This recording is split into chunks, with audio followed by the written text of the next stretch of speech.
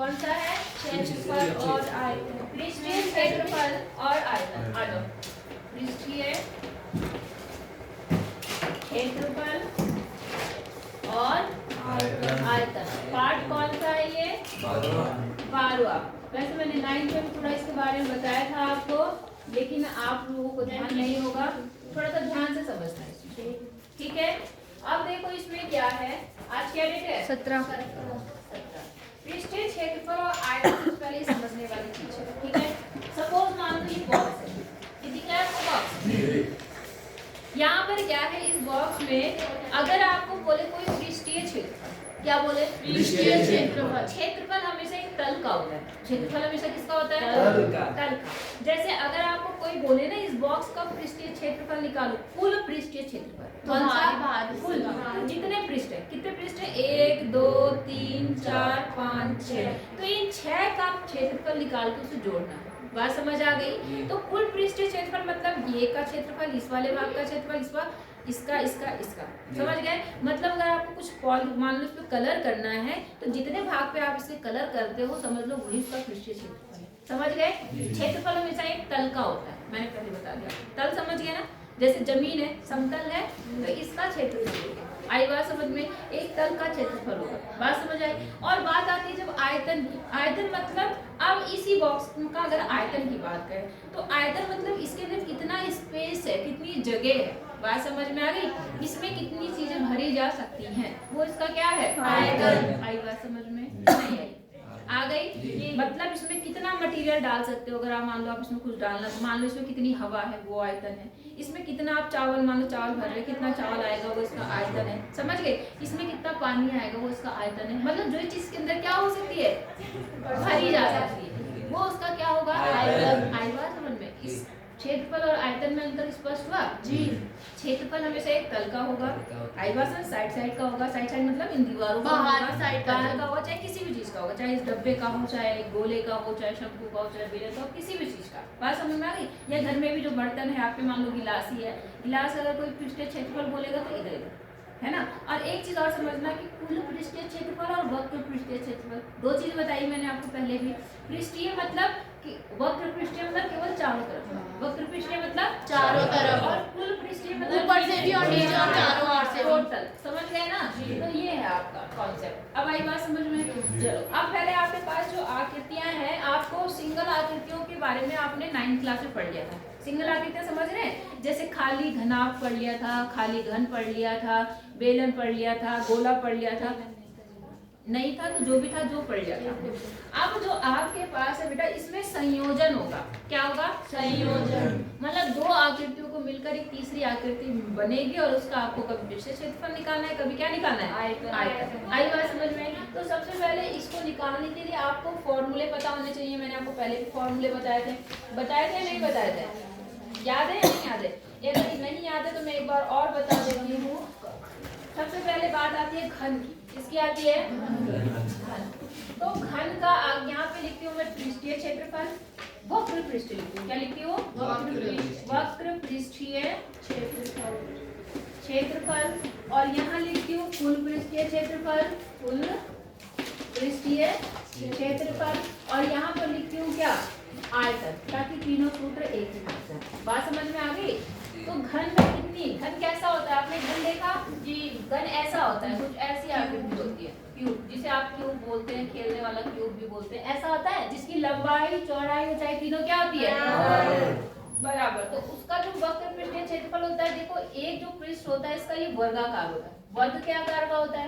अगर हम इस घन की भुजा a मान ले, क्या मान ले? a, तो वर्ग का क्षेत्रफल क्या होता है? a गुना a मतलब a स्क्वायर। और इसमें कितने पृष्ठ होंगे? 1 2 3 4, 4 वक्र में चारों तरफ का। तो 4a स्क्वायर, तो इसका क्या आ जाएगा? वक्र पृष्ठीय क्षेत्रफल। और 6a स्क्वायर क्या आ जाएगा? वक्र पृष्ठीय कुल पृष्ठीय क्षेत्रफल। समझ गए? और इसका जो आयतन होता है वो क्या होता है? लंबाई गुणा चौड़ाई गुणा ऊंचाई। तो किसका होता है? घनाभ का। अब इसमें लंबाई, चौड़ाई, ऊंचाई तीनों बराबर होता है, तो कितना बन जाता है? a cube. कितना होता है? a cube. बात समझ आई या नहीं आई जी? अच्छा, ये तो हो गया घन का। इसके बाद आती है बात घनाभ की। किसकी आती है? घनाभ आपको पता है कैसी आकृति होती है? उसकी लंबाई, चौड़ाई, ऊंचाई तीनों क्या होती है? अलग अलग होती है। लंबाई चौड़ाई और ऊंचाई क्या होती है? अलग अलग। अलग अलग। मान लो इसकी जो लंबाई है वो l हो, चौड़ाई जो है वो b है और ऊंचाई जो है वो h है, तो जो इसका वक्र पृष्ठीय क्षेत्रफल बनेगा वो क्या हो जाएगा? देखो एक तो ये वाली आ जाएगी, कितना ये b इंटू h, और इसी के सामने bh एक और होगा तो 2bh, और प्लस इधर देखो इसमें क्या है, एक लंबाई है और एक क्या है? ऊंचाई LH, और सेम ऐसा कहाँ पर होगा? उधर। तो ये हो गया 2bh प्लस LH, ठीक है ना? इतनी समझ में आई बात? अच्छा, और कुल में क्या हो जाएगा? सारे जुड़ जाएंगे तो 2LB BH और HL, सब में 2 हो जाएगा, HL और 2 क्या हो जाएगा? सबका कॉमन। समझ आई बात? यानी ऊपर और नीचे का पृष्ठ भी क्या होगा? जुड़ जाएगा, और आयतन हो जाएगा लंबाई गुणा चौड़ाई गुणा ऊंचाई। ये इसका क्या होता है? आयतन। बात समझ आ गई आपको? ठीक। अब इसके बाद आते हैं हम लोग बेलन पे आ जाते हैं। बेलन ऐसा होता है बेलन आपको पता है कैसी आकृति होती है? कुछ ऐसी आकृति होती है जी। इधर वृत्ताकार भाग होते हैं, 2 होते हैं, और यहाँ पर ऐसा होता है। तो इस ऊंचाई को हम लोग h मान लेते हैं, और जो वृत्ताकार भाग है इसकी त्रिज्या को हम क्या मानते हैं? r। अगर आपसे कोई पूछे वक्र पृष्ठीय क्षेत्रफल, क्या बोले? वक्र पृष्ठीय क्षेत्रफल। तो इसका वक्र पृष्ठीय क्षेत्रफल होता है 2 पाई r h। क्या होता है? 2 पाई r h। आई बात समझ में? 2 पाई r h। और अगर कुल बोले तो 2 पाई r h तो रहेगा, प्लस क्या होगा? देखो एक सरफेस ये वाला जुड़ जाता है और एक सरफेस ये, तो r स्क्वायर 2 पाई r स्क्वायर, 2 पाई r स्क्वायर क्या हो जाएगा? जुड़ जाएगा। अब 2 पाई दोनों में कॉमन है, r भी कॉमन है, 2 पाई r h प्लस r, इसका होता है क्या? संपूर्ण पृष्ठीय क्षेत्रफल। और इसका क्षेत्रफल होता है पाई r स्क्वायर h। क्या होता है? पाई r स्क्वायर h। इतनी बात समझ आ गई? अच्छा, अब आती है बात किसकी? शंकु।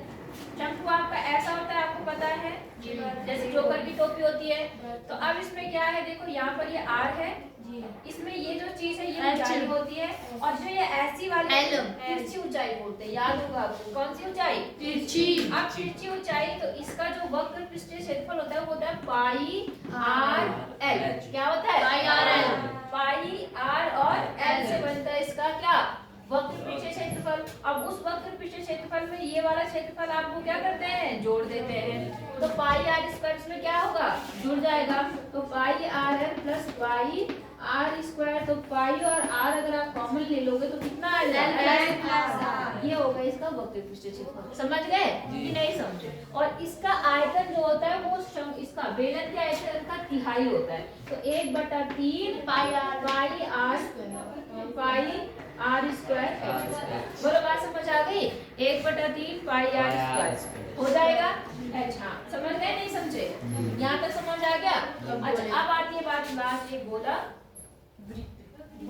और वृत्त में अंतर है। गोला हमेशा क्या होता है? 2D होता है, और बेलन क्या होता है? सॉरी, गोला क्या होता है? 3D होता है, और वृत्त क्या होता है? 2D होता है। वृत्त हमेशा एक तल पे बनता है। आई बात समझ में? नहीं आई बात समझ? जैसे कागज को काटा आपने तो वो क्या है आपका? वृत्त है ना। और अगर एक बॉल ले, बॉल देखो जमीन के साथ साथ हवा में भी है, तो 3D आकृति है, मतलब वो क्या है? गोला। उसे क्या बोलते हैं हम? गोला। ये गोला है। आई बात समझ में? तो गोला की क्या होगा? देखो इसका संपूर्ण और कुल एक ही होगा। कारण क्या है? क्योंकि इसमें कोई ऊपर नीचे का तल वैसा तो है नहीं इसमें, तो इसका संपूर्ण पृष्ठीय क्षेत्रफल होता है क्या? 4 पाई r स्क्वायर। 4 पाई वो होता है ये, और ये दोनों एक ही होता है, ठीक है ना। लेकिन क्षेत्रफल होता है इसका 4/3 पाई r स्क्वायर नहीं क्यूब, पाई r। बोलो बात समझ में आ गई? 4/3 पाई r क्यूब, ये होता है इसका आयतन। और गोला अगर आधा हो, ये गोला ध्यान देना, गोला क्या हुआ? आधा गोला हो गया, तो 2 पाई अलग अलग हो जाएंगे, ठीक है ना। अगर वक्र पृष्ठीय क्षेत्रफल लोगे तो 2 पाई r स्क्वायर होगा। और संपूर्ण पृष्ठीय में ये कर देखो, ये वाला ये एक वृत्ताकार भाग नीचे बनेगा। जब आप तरबूज काटते हो या कुछ भी काटते हो तो एक वृत्ताकार भाग बनता है, वो क्या होगा? जुड़ जाएगा, तो पाई r स्क्वायर और जुड़ जाएगा, तो 3 पाई r स्क्वायर। समझ आई बात या नहीं आई? और इसका जो क्षेत्रफल है वो आधा हो जाएगा। सॉरी, आयतन तो आधा ही होगा, आयतन में तो कुछ तल बढ़ता है, तल के से मतलब ही नहीं है, तो 2/3 पाई आर क्यू। बोलो बात समझ आई या नहीं आई? आ गई? कोई दिक्कत नहीं यहाँ तक? गोले का पृष्ठ क्यों नहीं? अरे बोल तो रही हूँ, गोले का चाहे वक्र पृष्ठ हो या कुल हो, गोला हमेशा एक जैसे तो रहेगा। ऐसा तो है नहीं उसको साइड साइड का अलग से निकलेगा। कौन सा साइड होगा उसका? वो तो सब तरफ से एक ही जैसा होता है, तो उसका संपूर्ण और वक्र पृष्ठ सेम होगा। ठीक है, अब देखो ये सब पहले फॉर्मूले याद करना, फिर 6th पीरियड में मैं आपको एक्सरसाइज स्टार्ट करूंगी इसकी। यहाँ तक समझ आया नहीं आया? अब क्योंकि अब मुझे दूसरी क्लास में जाना है, मॉर्निंग हुआ कोर्स आपका, तो आपको पहले के फॉर्मूले अच्छे से याद रख लेना, फिर अब हम आगे 6th पीरियड में अगला स्टार्ट करेंगे। ठीक है ना? 3rd पीरियड में पढ़ेंगे इससे आगे।